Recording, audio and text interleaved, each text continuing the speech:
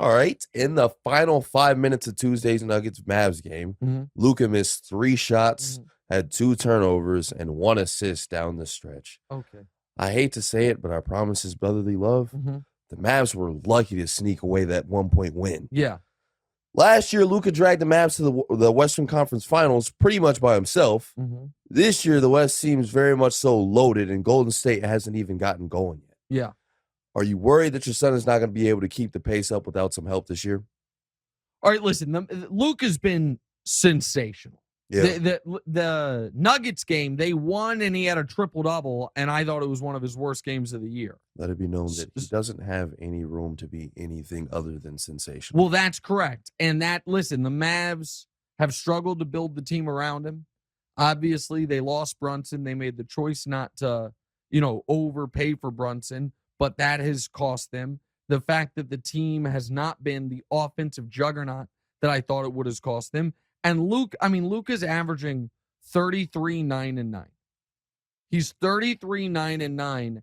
And if they had lost that Nuggets game, they would be right at 500. So all of that is, of course, concerning to me. Where I disagree is about the West this year versus last year.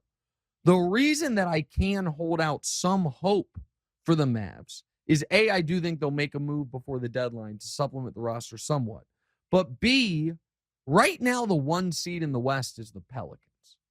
Pelicans love Zion. It's a good roster, really good roster, 1 through 9, deep team. CJ, Ingram, Herb Jones, Alvarado, like that team. But that team doesn't feel unbeatable. Right. Then there's Phoenix. Devin Booker's been awesome. Ayton got paid and has played well. Just got destroyed by the boys. Right. Oh, yeah, by the Celtics. Are we talking the Celtics anywhere in today's show? We should. It's not there, but it should. It's not even later in the show? Wow. All right, you know what? We'll spend a moment on the Celtics here in a second. Those guys, man. They've been great. Tatum and Brown have been unbelievable. They've been great. I still like Milwaukee more than them in the East. And what did you think? By the way, I'll finish the Luka thing in a second. Let's just, because the Celtics played last night and they're your team, and you saw them Sunday in person, what are your thoughts on them right now, having seen them in person on Sunday? I think that they're going to win the finals this year. You think they're going to win the title? Yeah. I think that I just don't think that they have the same, that they're an actual team. I just don't, and I feel like with their experience from last year, making it all the way to the finals and having as good as of a performance that they had up until that point, I just think that I think that everything's fixed. So here's the thing. There was a concern for some that because Tatum was bad in the finals. Exactly. And I feel like you think he's going to, if he comes out next year, there are 2 possibilities. I think he could be really bad from what happened to him in the finals, or he could capitalize on it. And he's capitalized on it. That's exactly right. That is exactly right. The concern was that making the finals would actually set him back. Right. Because he was bad in those finals. Right. And that there would be real baggage from it and it would hurt him. Instead, the opposite happened. And he has been, to me, he's the first or second leading MVP candidate so far this year.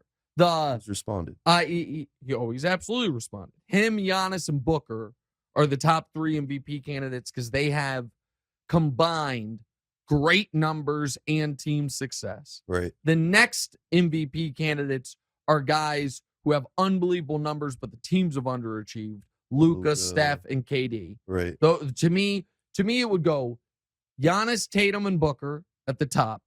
Then the next group, Steph, Luka, KD. They are all having career seasons. Right. But the teams are about 500. And then there's another drop, and that next group would be Jokic, would be Donovan Mitchell, would be Anthony Davis. Yeah. The team has been bad, but I just want to include his name, Shea, SGA. Yeah. And that's that next group of guys. But Tatum has been sensational. Luka, to me, has been better, to get back to Luka, than Tatum. But the team's 500 and the Celtics are awesome. Right. And so that's got to incorporate it. Where the Celtics should be excited is they're doing all this with the defense kind of being about average. Right. The defense should probably get better now. The offense will regress a bit. Right now, they have the best offense in NBA history. That's not going to maintain. I predicted going into the year Dallas would finish the year with the best offense in NBA history. That has not happened.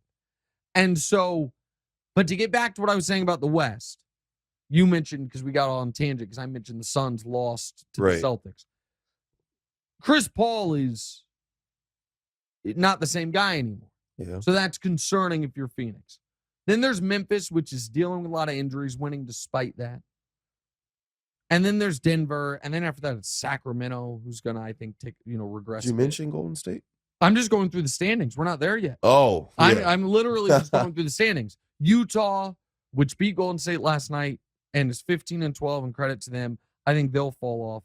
Then there's Dallas, Portland, Clippers, Warriors, and the Timberwolves all around the same record. And then lurking is the Lakers, but, AD's sick and LeBron's hurt, so they've now lost back-to-back. Here's why I remain somewhat optimistic about Dallas. I feel like the team to beat in that whole thing is still the Warriors, and I feel like you don't even know if they're ever going to turn it on. Well, that's how I feel about it. Right, that's the thing. There is no juggernaut. Right. The Clippers, Kawhi is a shell of himself when he plays. Right.